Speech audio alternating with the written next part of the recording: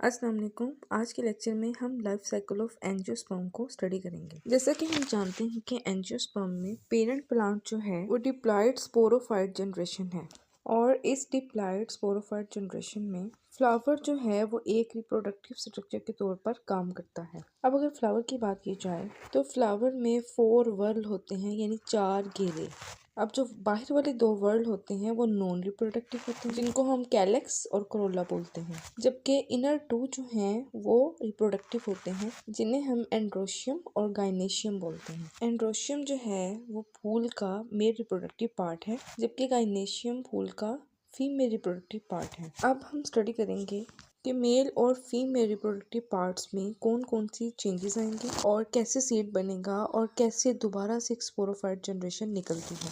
तो इस तरह से एक पूरा लाइफ साइकिल होता है और आज के लेक्चर में हम इसकी डिटेल स्टडी करेंगे डायग्राम्स बनाकर। सबसे पहले हम बात करेंगे गाइनेशियम की, जो कि फूल का फीमेल रिप्रोडक्टिव पार्ट है।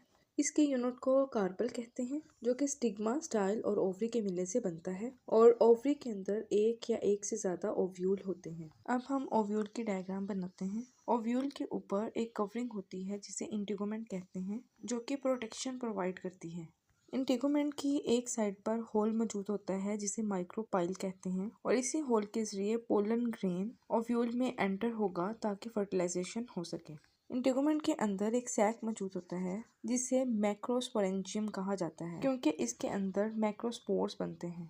यहाँ पर जो मैक्रोस्पोर मदर सेल है वो 2n यानी डिप्लॉयड होगा, क्योंकि ये अभी स्पोरोफाइट जनरेशन का हिस्सा है। अभी इसमें कोई चेंजेस नहीं आई।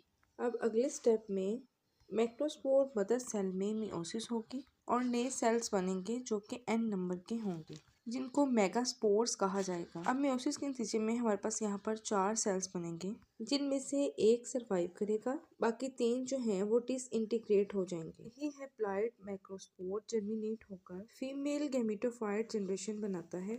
अब इस मैक्रोस्पोर के अंदर कुछ तब्दीलियाँ आएंगी, जैसा कि इसमें 4 दफ़ा माइटोसिस होगी, जिसके नतीजे में हमारे पास 8 सेल्स बनेंगे। जैसा कि हम जानते हैं कि माइटोसिस के नतीजे में एक सेल से 2 सेल्स बनते हैं और जब माइटोसिस 4 बार होगी तो हमारे पास टोटल 8 सेल बनेंगे, जिसमें हमारे पास एक एग सेल बनेगा, बाकी एसोसिएटेड स्ट्रक्चर्स बनेंगे। एग सेल के साथ मैंने 2 सेल ड्रा किए हैं जो कि सिनर्जियल सेल्स होंगे और फर्टिलाइजेशन में हेल्प करेंगे। हेल्प ऐसे करेंगे कि जब पोलन ट्यूब आएगी तो ये पोलन ट्यूब को कट करेंगे ताकि स्पर्म आसानी के साथ रिलीज हो सके और फर्टिलाइजेशन हो जाए।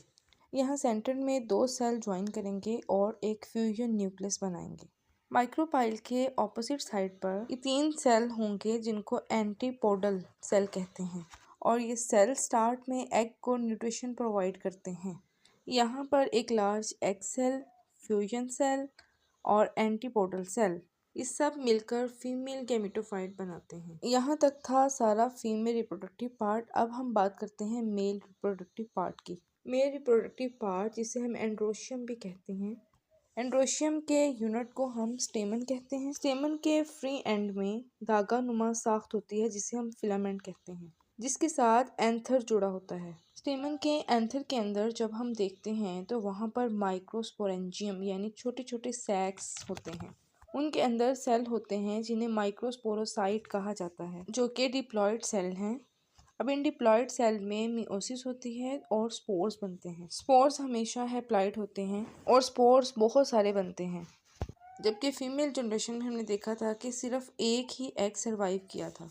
अब इस माइक्रोस्पोर के अंदर चेंजेस आएंगी और माइक्रोस्पोर के न्यूक्लियस में माइटोसिस होगी, जिसके नतीजे में 2 न्यूक्लियाई बनते हैं। एक को ट्यूब न्यूक्लियस कहेंगे और दूसरे को जनरेटिव न्यूक्लियस। जनरेटिव न्यूक्लियस में दोबारा से माइटोसिस होगी, जिसके नतीजे में 2 स्पर्म्स बनेंगे। अब जर्मिनेटिंग माइक्रोस्कोप में एक ट्यूब न्यूक्लियस होगा और 2 स्पर्म। ये सारे स्ट्रक्चर मिलकर प्लांट की मेल गैमेटोफाइट जनरेशन को बनाएंगे। अब जब ये पोलन ग्रेन मैच्योर होते हैं तो वो स्टिग्मा में ट्रांसफर होते हैं। इस प्रोसेस को पॉलिनेशन कहते हैं। स्टिग्मा के पास पहुंचने के बाद पोलन ग्रेन का जो ट्यूब न्यूक्लियस होगा उससे पोलन ट्यूब बनेगी। अब इस पोलन ट्यूब में एक ट्यूब न्यूक्लियस होगा और 2 स्पर्म्स। अब ये पोलन ट्यूब मजीद ग्रो करेगी और स्टाइल और ओवरी से होती हुई ओव्यूल में दाखिल हो जाएगी। ओव्यूल में पहुंचने के बाद ये ट्यूब बस्ट करेगी और स्पर्म्स को रिलीज कर देगी। अब दोनों स्पर्म जो हैं वो फीमेल गैमेटोफाइट में दाखिल हो जाएंगे। इनमें से एक स्पर्म जो है वो एग के साथ फ्यूज करेगा और डिप्लॉइड जाइगोट बन जाएगा, और दूसरा स्पर्म जो है वो डिप्लॉइड फ्यूजन न्यूक्लियस के साथ मिलेगा और ट्रिप्लॉइड न्यूक्लियस बन जाएगा, जिसे हम एंडोस्पर्म न्यूक्लियस कहेंगे। फर्टिलाइजेशन इस अमल में 2 दफा फ्यूजन होती है, इसलिए हम इसे डबल फर्टिलाइजेशन कहेंगे। जाइगोट से एम्ब्रियो बनेगा, एंडोस्पर्म न्यूक्लियस से एंडोटिश्यू बनेगा जो कि ग्रोइंग एम्ब्रियो की खुराक होगा। ओव्यूल सीड में कन्वर्ट होगा और ओवरी से फ्रूट बन जाएगा।